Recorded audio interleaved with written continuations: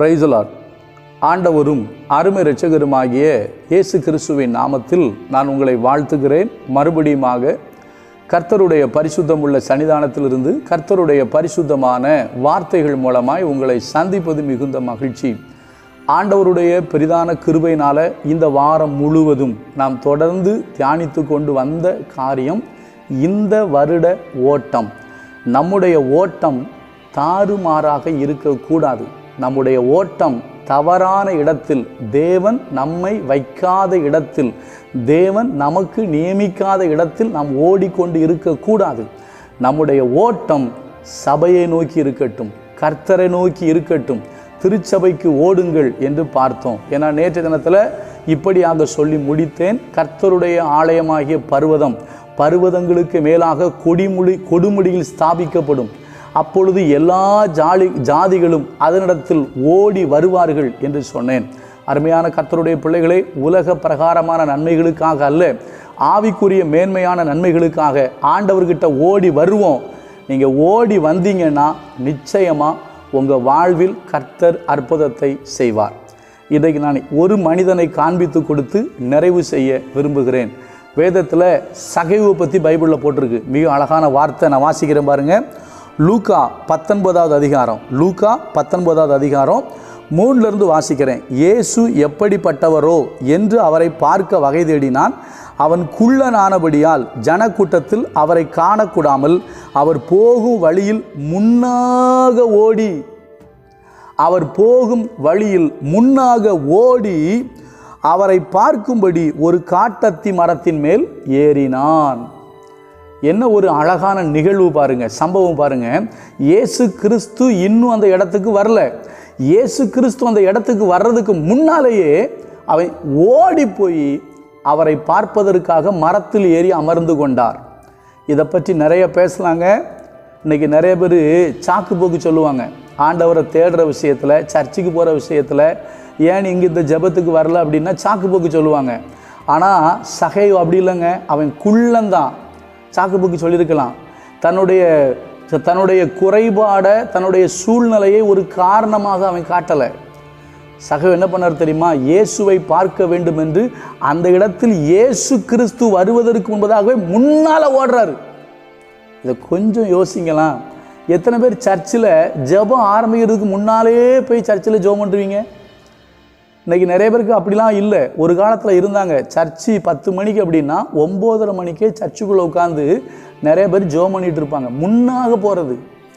இங்கு இயேசுவை பார்ப்பதற்காக இயேசு கிறிஸ்து அந்த இடத்திற்கு வருவதற்கு முன்பாகவே சகேயு ஓடினார். அதுக்கப்புறம் சகேயு திருந்தினார். அந்த வீட்டுக்கு கர்த்தர் ரட்சிப்பு கொடுத்தாரு. ஐயா, நீங்கள் முன்னாக ஓடுங்க. இயேசு கிறிஸ்துவை பார்ப்பதற்கு முன்னணியத்தில் இருங்க. ஏன்னா சகேயு ஓடுறாரு முன்னால். அவர் வீட்டுக்கு தான் ரட்சிப்பு வந்துச்சு. நீங்களும் யோசிக்கிறீங்க, என் குடும்பத்துக்காக ரொம்ப நாளாக ஜெபம் பண்ணிகிட்டு இருக்கேன், யாரும் ரட்சிக்கப்பட மாட்டேங்கிறாங்க. கொஞ்சம் ஆண்டவருக்கு முக்கியத்துவம் கொடுங்க. சர்ச்சுக்கு போகிறது கொஞ்சம் முன்னால் போங்க. சில பேர்லாம் பாட்டு முடிஞ்சதுக்கப்புறம், சில பேர் ஒர்ஷிப் முடிஞ்சதுக்கப்புறம் அப்படி தான் சில பேர் போயிட்டு இருக்காங்க. ஐயா, முன்னாக ஓடுங்க. சகைவு இயேசு அந்த இடத்தில் வருவதற்கு முன்பாக ஓடினாராம். ஓடுங்க. அவர்கிட்ட ஓடுனீங்கன்னா உங்கள் பிரச்சனைகளுக்கு முற்றுப்புள்ளி வைக்க அவரால் முடியும். உங்கள் வாழ்க்கையில் பெரிய மாற்றங்களை கொண்டு வர கர்த்தரால் முடியும். நான் இன்னொரு வசனத்தை படிக்கிற பாருங்க. இயேசுவை ஜனங்கள் அப்படி தான் பார்க்குறாங்க. இன்னொரு சம்பவம் சொல்கிறேன் பாருங்களேன். அது மார்க்கு 9வது அதிகாரம், மார்க்கு 9 ஒரு வார்த்தை இருக்குது பாருங்களா. மார்க்கு 9:15 போட்டிருக்கு. ஜனங்கள் எல்லாரும் அவரை கண்ட உடனே மிகவும் ஆச்சரியப்பட்டு ஓடி வந்து அவருக்கு வந்தனம் செய்தார்கள். எப்படி வந்தாங்களாம்? ஜனங்கள் அவரை பார்த்து ஓடி வந்து வந்தனம் செய்தார்கள். இன்னொரு வசனத்தை படிக்கிற அதையும் பாருங்க. இது ரொம்ப முக்கியமான வார்த்தை. இது எப்படி தெரியுமா? மார்க்கு 6:33, மார்க்கு 6:33 போட்டிருக்கு. அவர்கள் புறப்பட்டு போகிறதை ஜனங்கள் கண்டார்கள்.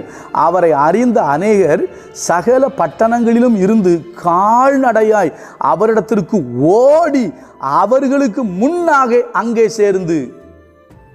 எப்படி சகையும் அவருக்கு முன்னாக ஓடினாரோ, இந்த ஜனங்களும் அவருக்கு முன்னாக ஓடுறாங்க. அதுக்கப்புறம் தான் ஒரு பெரிய அற்புதம் நடக்குது. நீங்கள் பார்த்தீங்கன்னா இந்த மார்க்கு தான் அதை எழுதுறாரு. 5 அப்பமும் 2 மீனும் கொண்டு 5000 பேரை போஷிப்பார்ல, அந்த சம்பவத்தை இங்கே சொல்கிறாரு. இயேசு கிறிஸ்து அங்கே போகிறதுக்கு முன்னால் ஜனங்கள் அங்கே முன்னால் போயிட்டாங்க. அப்படிதாங்க போட்டிருக்கு. நான் மறுபடியும் படிக்கிறேன் பாருங்க, அழகா போட்டிருக்கு. எப்படி? அவர்கள் புறப்பட்டு போகிறதை ஜனங்கள் கண்டார்கள். அவரை அறிந்த அநேகர் சகல பட்டணங்களிலும் இருந்து கால்நடையாய் அவ்விடத்திற்கு ஓடி அவர்களுக்கு முன்னே அங்கே சேர்ந்து அவரிடத்தில் கூடி வந்தார்கள். அப்போதான் அந்த ஜனங்களை பார்த்து இயேசு மனதுருகி 5 அப்பத்தை 2 மீனையும் கொண்டு 5000 பேரை போஷித்தார். உங்கள் வாழ்க்கையில் அற்புதம் நடக்கணுமா? முன்னால் ஓடுங்க. இயேசு கிறிஸ்துவை பார்ப்பதற்கு முன்னால் ஓடுங்க. ஆலயத்திற்கு முன்னால் போங்க. ஒரு ஜெப கூட்டம்னா கொஞ்சம் முன்னால் போய் உட்காந்து ஜெபம் பண்ணுங்க. முன்னால் ஓடுறோமா? ஒர்ஷிப்லாம் முடியட்டுங்க, பாட்டெலாம் முடியட்டுங்க, அப்புறமா போய்க்கலாங்க பிரசங்க. அப்புறம் எப்படி கர்த்தர் நம்மளை ஆசீர்வதிக்க முடியும்? கொஞ்சம் யோசிங்க. முன்னாக ஓடின சகையுடைய வீட்டுக்கு ரட்சிப்பு வந்தது. முன்னாக ஓடின ஜனங்கள் தான் 5 அப்பத்தை 2 மீனையும் 5000 பேர் புசித்து தேவனுடைய மகத்தான அற்புதத்தை பார்த்தாங்க. அதே போல் இங்கேயும் பாருங்க, முன்னாக ஜனங்க ஓடுறாங்க, அங்கேயும் ஒரு அற்புதம் நடக்குது. இங்கே முன்னால் ஓடல, அவரை பார்த்த உடனே ஓடினாங்க. அருமையான கர்த்தருடைய பிள்ளைகளே, நீங்கள் ஓடுங்க, முன்னாக ஓடுங்க. நான் இன்றோடு இதை நிறைவு செய்கிறேன். இன்னும் நிறைய இருக்குது. விக்கிரகத்துக்கு விலகி ஓடணும், பாவத்துக்கு விலகி ஓடணும், பாலியத்துக்குரிய இச்சைகளுக்கு நீங்கள் விலகி ஓடணும். விலகி ஓட வேண்டியவங்களுக்கு விலகி ஓட வேண்டியவைகளுக்கு விலகி ஓடுங்க. கர்த்தரை நோக்கி ஓடுங்க, முன்னாக ஓடுங்க.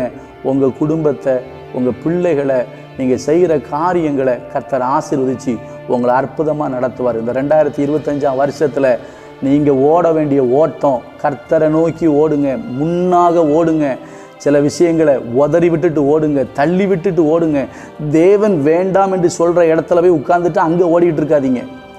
கர்த்தர் நோக்கி ஓடுங்க. கர்த்தர் உங்களையும் உங்கள் குடும்பத்தையும் நிறைவாய் ஆசீர்வதிப்பார். கர்த்தர் நல்லவர், அவர் கிருபை நம்மேல் என்றும் உள்ளது. God bless you.